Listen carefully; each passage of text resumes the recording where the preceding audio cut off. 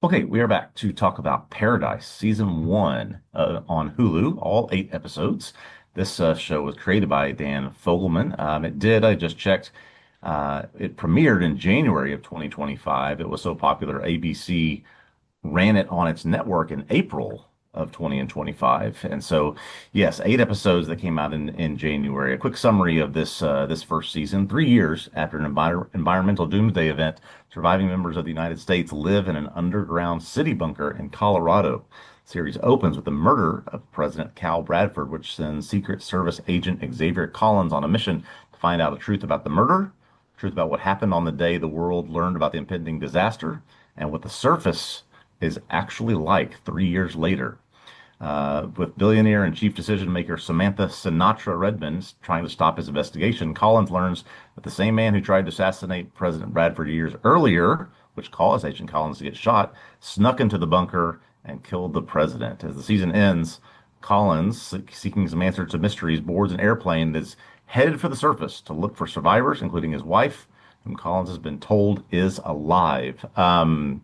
You just said a moment ago about how this sort of became a out of nowhere hit for Hulu and then for ABC as well. I was going back and looking at some of the reviews of this show and found the one from ABC News, Peter Travers, who said it is, quote, wonderfully bingeable, end quote.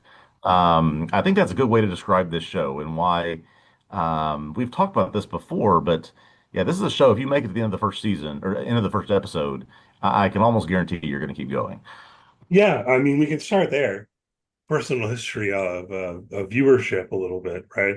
This is one where I recall you mentioned it, I think, on the podcast, and I started to see that some other people were watching it, seeing comments on social media. I was like, okay, well, I'll check this show out. And I don't know if you recall, Ryan, but I remember mentioning to you that the first time I started watching Paradise, I turned it off about 5 minutes in. And then I decided the following week or something, I'll give it another chance. And it turned out that on that initial viewing, I turned it off like right before it gets exciting. But it also relates to one of the things I want to talk about, which is the way in which this show is also really kind of bad. I mean, it's like um kind of cheesy, it's kind of ridiculous. The dialogue is I don't even what's the right term for the dialogue? Cliched, Yeah. I mean, so that first viewing for the first 5 minutes, like, oh my God. People, like people don't Yeah. talk like this. Um this dialogue's awful. But and it can kind of continues to be, but at the same time, ultimately, I do think the show really hooks you, or at least it did me and others I've talked to and so on. Yeah. And there are a lot of good things about it. So it's really kind of an interesting program. Yeah. I mean, I could not agree more. This show will never win awards for its writing, for anything like that. But it just, when you think about what will keep people attached to a show, you've got a murder mystery right off the bat. Who killed the president? You've got this twist at the end of episode one. You've got Sterling K. Brown in a really, I mean, fantastic performance. And then they just keep layering on these pieces of this mystery and then sort of things that you want to find out. They just found the perfect recipe for, yeah, people will click next episode as soon as one is over. And it looks like, just based on numbers that have come out, people watched the show and they finished it quickly once it looking at people that just binged it from from start to finish. Right, because they did release this week to week, I believe. They did. Yep. I remember at one point because I was trying to binge it, or I did binge it, and but it was like I was trying to wait for the season to be over, and I miscalculated, and I binged everything, and then I had to wait a week for the season finale. For the finale, yeah, And I yeah, was like, but you can wait a week. yeah. Um, yeah, so we've noted here it's been nominated for 4 Emmys. I don't feel like this is the kind of show that wins Emmys, but who knows? Like Yeah, maybe. yeah. I And could see supporting actress Julianne Nicholson. I could see a case for that. I need to look at who the nominees are, but now, this doesn't strike me as, if I think about the shows from this past years it's gone up against, that it will win these categories. But to have something like this, you said, is not. I mean, when I call it wonderfully bingeable, or when Peter Travers calls it wonderfully bingeable, he doesn't necessarily say it's great or that it's good or that it's high quality. It's just to have a show that so many people watch rise to the level that it does get 4 Emmy nominations. Yeah. I mean, and it's definitely, it's well made. Yeah. We can say that. It's well produced. We can say that. I mean, you could even say it's well acted given the writing that they're working with. Hmm. Um, but I want to hit on some of these, hopefully in a more organic way. I don't want to just list things. So, I mean, let's start talking about the plot a little bit more and kind of digging into this a little bit more. Yeah. Um, and circle back around to some of these other remarks that I want to make ultimately about um, what I think of as like cheesy elements or whatever. What grabs us, as you mentioned, I think the initial mystery of who killed the president, Yeah. and I think it works really well with the flashbacks with James Marsden um, as a president here. Yeah. Cal is his character's name, right? Yeah. Um, Wildcat. I thought he did a really good job, Yeah. and it kind of makes you care about the character, so that like that structure of it, um, and then you say the big twist you learn at the end of episode one is that they're actually underground in a mountain, and now we don't Right. want to know why, and all of that. Yeah, I think Which there's a good way that they combine those two things, that they introduce this twist by way of a little bit of exposition when Collins is in office and they tell him that after he comes back from his leave from being shot. But then you also have seen just sort of the real traumatic emotional stuff that the president and his family, his wife, his son are going through and have gone through. And so you're sympathetic for that character. So now you've got these sort of double pathways that you're just, man, I'm just interested in both of them and want to find out, yeah, which one are we going to get answers to first? Which one are we going to go down episode to episode? I mean, great, just hooks just right and left in these first couple episodes. Yeah, and I mean this relates to also part of what I do think is a bit ridiculous. I'm going to try to stop saying that over and over again, but the initial setting just seems like it's the normal world, right? Yeah, And then that's why it's a twist to find out, oh no, actually they've made this city like underground by hollowing out a mountain or whatever. yeah, But I think then related to that are questions about the society that they have in that city of Paradise is the name of the yeah. place, right? And I can't help but make some comparisons to Silo. We've talked about Silo on the podcast, of course. Hopefully, people have listened to that. Hopefully, people have seen Silo. We don't need to get into big spoilers here, Mhm. right? But hopefully, people won't mind if the premise of Silo is something that we discuss a little bit, because it really is. That's all I really want to bring in, right? That with Silo, the premise is some terrible thing has happened that's driven humanity underground, Mhm. but they're in a silo. They Yeah, know it. The yeah, whole structure of the society is very different to what we're used to. The fact that they are the surviving humans underground is leading in the direction of a kind of authoritarian government or something like that. right.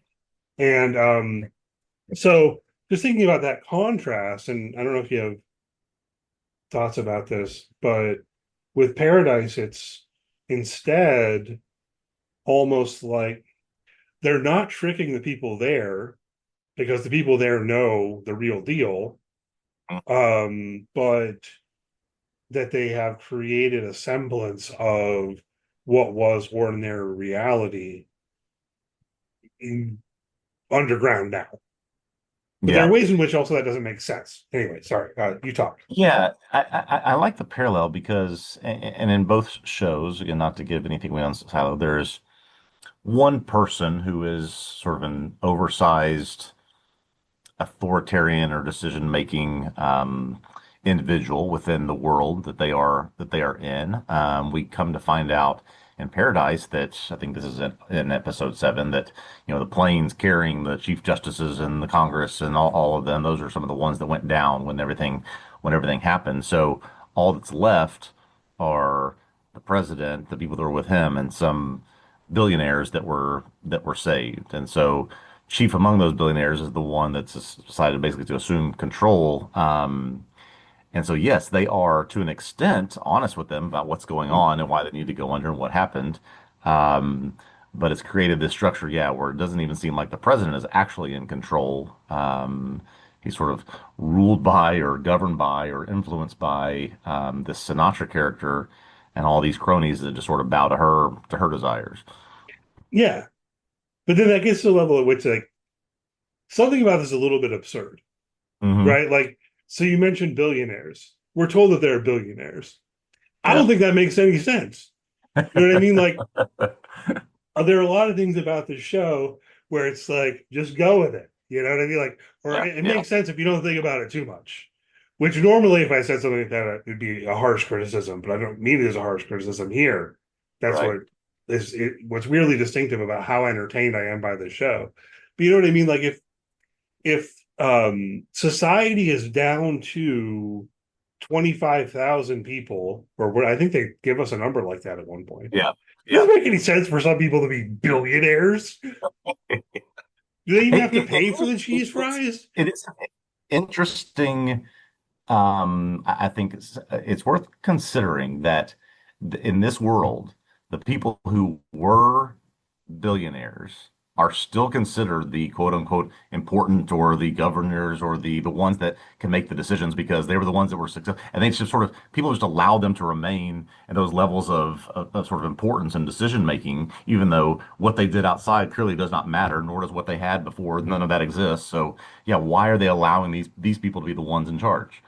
Right. Like, are there homeless people in paradise? Right, No. right, You know what right. I mean? Like, again, do they even have to pay for their food and provisions? Because at a certain level, that wouldn't even make sense, right? Yeah, It's yeah. like the very structure of the idea of uh, paradise to, like post-apocalyptic survival little society in a mountain, it pushes so immediately in the direction of something like socialism, and yet they're just like billionaires, billionaires. It is interesting because they referenced this at one point, and we see how there were people brought to this city with certain levels of experience, expertise, talents, everything from bartenders to psychiatrists to chefs, to everything. I mean, anything you could think of. And then yet, what role or what job, what purpose do the billionaires serve other than just sit around a table and make decisions about things? I mean, they're not necessarily running tech companies or, multinational corporations anymore. So they weren't brought there to make food or to solve medical problems. So yeah, what's the reason that they're there is just because they had some sort of importance to this president and his government. Yeah, but then again, it's like, okay, don't think about this too much. We're not. Yeah, This isn't how the show wants you to approach it, right? exactly, There's another exactly. way we could contrast it with Silo. This is not, it would seem, about the possibility of, I don't know, some kind of rebellion or fighting against injustice in paradise itself. I mean, if it goes on for more seasons at some point, more of that might get into play in some way. But instead, it's um, about the murder of the president. And that's also presented in continuity with, like the president of the United States. Like, we're familiar with there being a president of the United States. Never mind, there's no United States anymore in this Yeah. world. It's the same guy. So I mean, I think part of it is that I guess that the catastrophe wasn't that long ago, that we're still dealing with the same people. And there might be something to think about there. I just, it's one of those things where and then anyway, I don't know where I was going with this. Just the ways in which the society of paradise resembles ours are Yeah, often ways that I feel like would be undermined by the very thing that is the premise of the show. yeah, yeah, But they yeah. don't explore that. They're just like, just accept it. There's a president, Yes, there's Secret Service, they have guns, they're billionaires. yes. You're like, well, does all of that really make sense in this context? No, it does. I This, don't think it yes, really does. this is the yada yada stuff that they're asking you to let go over, and probably why people find it so bingeable is that just you can dismiss all that stuff and just focus on who killed the president and what's happening in the surface. Yeah, yeah. And then, I mean, I do think it proceeds in a way. One of the shows that I've compared it to frequently is 24, Mm, which is also was a very bingeable show. yeah, But it has that kind of it's interesting to me that it's a Hulu show too, because it really does kind of feel like a network TV show. yeah, yeah. Yeah. I do wonder sort of how I mean, we could probably dive into this or research it at some point, but yeah, what was sort of the spark or the genesis of all this? Was it pitched to the networks and they just, he said, I've got an 8 episode thing and networks were interested in that. So he took it straight to a streamer, or how did this go? Because I mean, this is a very tight story told over 8 episodes. Of course, once it became popular, ABC said, oh, well, we're going to run it for, 2 months in April. But yeah, I wonder how all that came about. But it's just, I mean, it's built for a streamer, basically. And it's well, yeah, okay. The premise too, I mean, we mentioned Silo. We could also mention a show like Fallout, Mm, video game, um, originally there, of course. So, I mean, these are all different yeah. in meaningful ways, but in at some level, it does kind of feel like, all right, well, there's something in the zeitgeist that makes people think about the possibility of human society having to live underground. You know what I Yeah, mean? that's true. Yeah. No, Whether it's I also just keep going back to the fact that with Fallout and Silo, even if you don't understand necessarily the details of what happened, why they're there, going in that they've been forced underground or forced into this situation because of some external factors or some factors that put them there. In Paradise, you're completely surprised by this at the end of the first episode. So then it sort of becomes this, oh, well, now I really want to know on top of what's happening in the president's house. I really want to know what's the reason is for this. And it just adds that layer of um you surprised me by this, so maybe you'll surprise me with more, as we go forward here. yeah, I mean, I guess, and this is what I mean by feeling like network TV, if that makes sense. But maybe it just lands for people immediately. But to try to flesh it out a little bit, I feel like, we got Dan Fogelman going here, and he's like, hey, what if we take this kind of idea Yeah. about humanity living underground, but we're going to use all TV tricks. You Yep. know, this show has everything. It's got a twist ending to the pilot. It's got flashbacks. It's got a murder mystery. It's got spy thriller. Like it's got conspiracy. It's Yeah. like all of these things are going on. You know what I mean? So I think it's relates to what you say. It makes a difference in terms of how the show plays. Whereas with Silo, I mean, it's like you see the show is Yeah. called Silo, and Yeah. the Yeah. tagline is like people live in a silo underground. You're like, okay, all right, That's well, this is right. the premise of the show. That it makes this kind of structural difference when instead it's like you go into this show, it feels like you're, um, you know, it's a mystery show. Someone killed the president, and then it's like, but oh, ha, ha, by the way, everyone lives underground. You're like, That's right. what? That's right. So, Yeah, your head is spinning after the first episode if you make it to the end. And so yeah, you just can't help but say, "Oh gosh, okay, well, yep, next episode I can spend another 45 minutes with this." yeah, and then like some of these things work better than others. Again, Mhm. it works best if you don't think about it too much in terms of the entertainment value. But I think even for someone like me, that's just like not possible. So I'll think about it anyway. Yeah, yeah. But then when I do think about some of this stuff, I don't know. It doesn't feel like a harsh criticism so much as something that I'm willing to laugh at. Yeah. You know what I mean? So like one of the quips I made after the season finale, one of the quips I made was He wanted to make a mixtape, so I had to kill him because it kind of plays like that. I mean, like you have this whole backstory with the guy, right? Trent is his name, right? You have Yeah, the whole yeah, backstory about him working on, excavating the mountain and discovering the poison and, yeah. his African friend and all. You have all of that motivating the first assassination attempt, I guess. Yes. But if you think about it, with that first assassination attempt, he's like, the world's got to know the truth. Then he manages to like get out of prison and everything and work himself into paradise. And as he tells us, he got comfortable. He was living there for several years. Yeah, the security checks at the gate are not the best.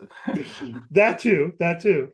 But so then what motivates him to ultimately kill the president? He just like remembered the president existed. Yeah. I okay. Um, hold on. I wanted to. This is from the Wikipedia description of the finale. Okay, we're Okay. talking about Trent. Initially comfortable with life in the bunker, the false Trent's hatred of the president resurfaced upon meeting him. It's like he forgot that he that he hated him until he saw him again. But I'm saying, like, he forgot. And then the Cal comes in, he wants to make a mixtape for his son, and then he's like, "Oh, now I remember that I want to kill this guy."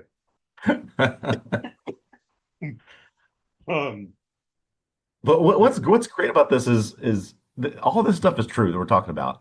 When this comes back, the first second it is available on Hulu, I will be turning it on and watching it. I mean, I can't wait for this to come back and see more of this. yeah, absolutely, man. It's fine. I mean, and again, some of these elements are funny. Um, the way that Jane wants the Wii, right? So you should have just given me the Wii. But Yeah, also in that scene, how it's like Collins is the main character's name, right? yeah, Xavier Um, Collins. Yeah, he has a gun to Sinatra's head, and Jane comes in and shoots her. But don't worry, she very expertly knows she didn't kill her. yeah, Right? It's like I shot you across the room in the chest, but I know that I just like punctured your lung. You that's know. right. So Jane She's that is super expert, she's that sharpshooter. good. I Mhm. mean, she can poison people without them knowing. She can shoot people across the room and know exactly where it is. She's that good. That's why Sinatra hired her. Yeah, yeah. There's also I put this on our show sheet because I wanted to remember to mention it. You might not even know what I'm talking about. Was those Gabriella's fries Yes. in the closing montage of the season finale? So this is after Sinatra's been shot. We've solved the mystery. This montage includes Collins going to the airplane, which that's another thing that's kind of a little bit. Why is he taking an airplane? I guess you got to fly. He's There's a runway to get out of this place. I guess I don't know. but then he's gonna have to land the plane somewhere. Yeah. We just run there. Just trust we're gonna find a runway. Yeah. They don't have like a helicopter. That would make a little more thing. The roads will be clear. Everybody's dead up there mostly. You don't think the roads will be filled with cars full of corpses? Um, we'll see. Anyway, in that montage, and well, wait, I need to like go just a step back to remind people um, that a big thing in how they discover that a couple of people aren't who they said they were, and they ultimately discover that Trent killed Cal and all that, hangs on the cheese fries, right? Because he Mm. brought in the woman who becomes the waitress at the restaurant who's always serving the cheese fries, and they discover that she has a nut allergy. And of course, the cheese fries aren't really cheese fries, it's cashew cheese, you know. Yes. So, okay, all of that, fair enough. I'm not criticizing all that. Yeah. All of that's happened. In the closing montage, they include Gabriella sitting at the diner with a plate of cheese fries, which she pushes away from herself. Right. Yes. It's just What, like, what's the problem why? with that? No, just why is that in there? Why, in line with what's happened, why would she go to the diner to Yeah. get some cheese fries and then push them away? You know what I mean? And it's one of these TV things that you're not supposed I to really know. think about. I did find it to be, I mean, a pretty clever. I mean, I guess it's Chekhov's cheese fries. That how many times they talk about cheese fries in the course of these 8 episodes. I mean, it must be 20 times that they Yeah. say something about it, and then it actually matters at the end. And you would never think of that. I mean, is it ridiculous? Yes, but just the fact that they could weave in a way for that to matter, that some of these things were discovered because of that. I mean, it's just. I mean, some of it is just ridiculous, but you have to give it credit for being clever. Yeah, no, no. I don't have, I think all of that works perfectly well. I'm pointing more to how, and this also works. They made this decision to symbolize her emotional and psychological state at the end of season one Yeah. by pushing away the cheese fries. Yeah. Yeah. It's like well, I'm so distraught I can't even eat these delicious fries. Yeah. But to think about the fact that she would have had to have gone to the diner and ordered the fries first. You know what I mean? I don't know. Oh my gosh. We need to, before we talk about a potential season two, we need to at least reference, because if you go look at a list of, best TV episodes of the year, a lot of them are going to have episode 7 on it. Yeah, Episode 7 is titled The Day.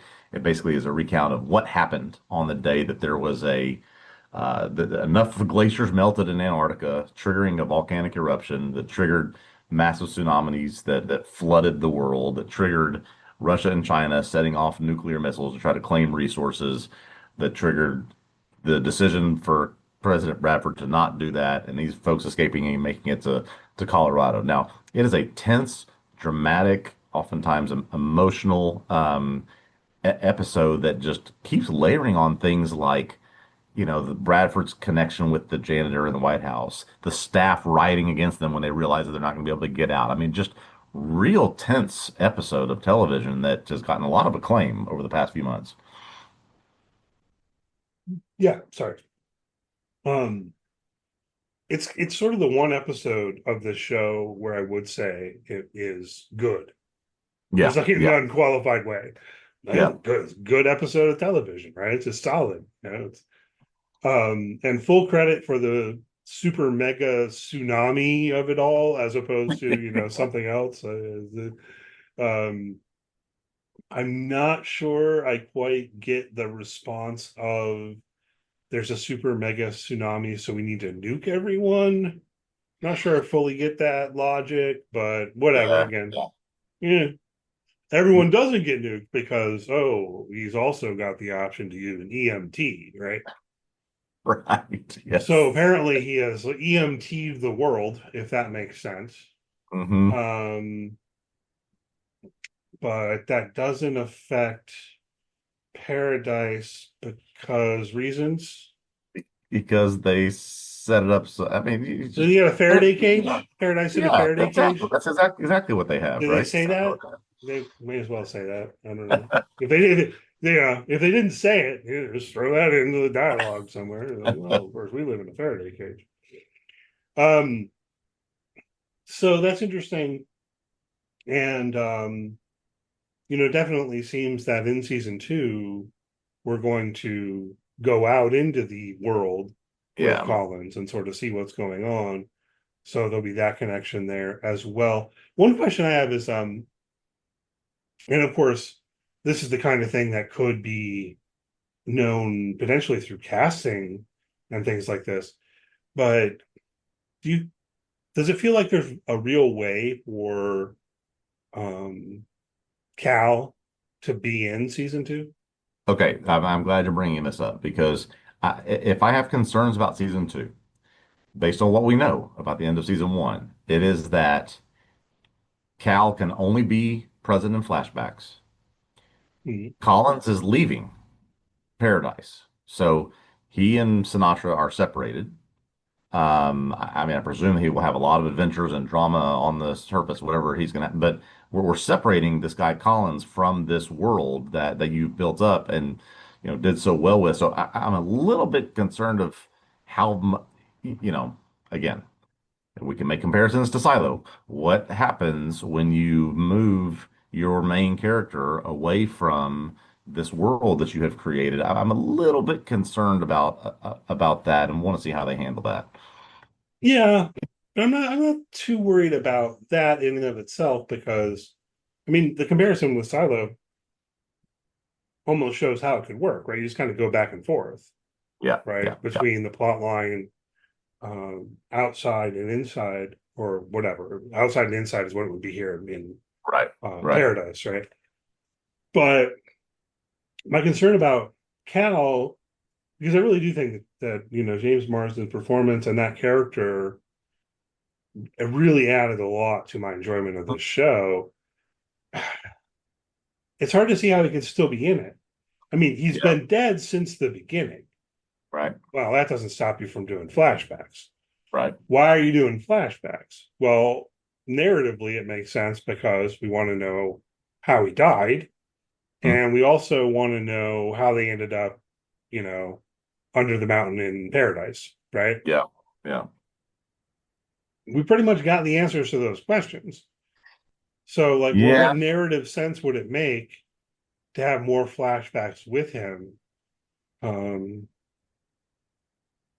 if he's not in the I show, that would kind of suck. But if he is, will he feel shoehorned in? You know? Yeah, it does give me a little bit of concern. It certainly does.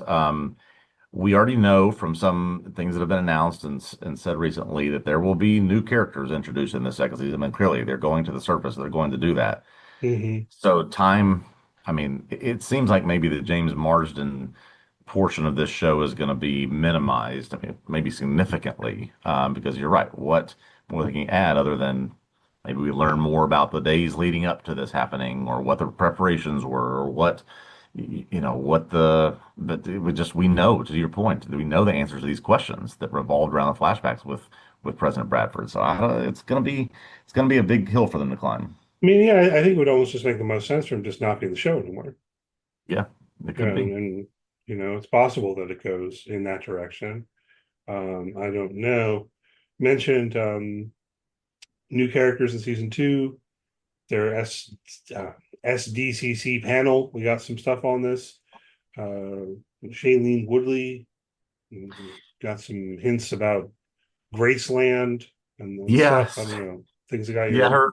mind I going mean, this there. is not spoiling anything. This has been widely reported, but there was footage shown at San Diego Comic-Con of season two where Shailene Woodley is joining the cast, and then there's footage shown of apparently the day that the world ended, and she is a tour guide at Elvis Presley's house in Graceland, and somehow she is going to, I presume, she's somebody who's going to have survived on the surface. She's going to play a major role in season two, and they're sort of introducing her character in this way. So a lot of that is just speculation, but it was shown during Comic-Con. So I know the season two is underway, but there's going to be a whole new part of this world built out as we move forward.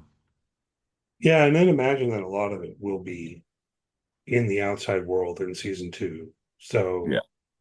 we'll see. I mean, clearly season one leads up to the story continuing. But I'm mm, just quickly searching just what was known as of April and May. In April and May, there was no official word that James Marsden would return. Um, so I suppose there's a chance that that's it.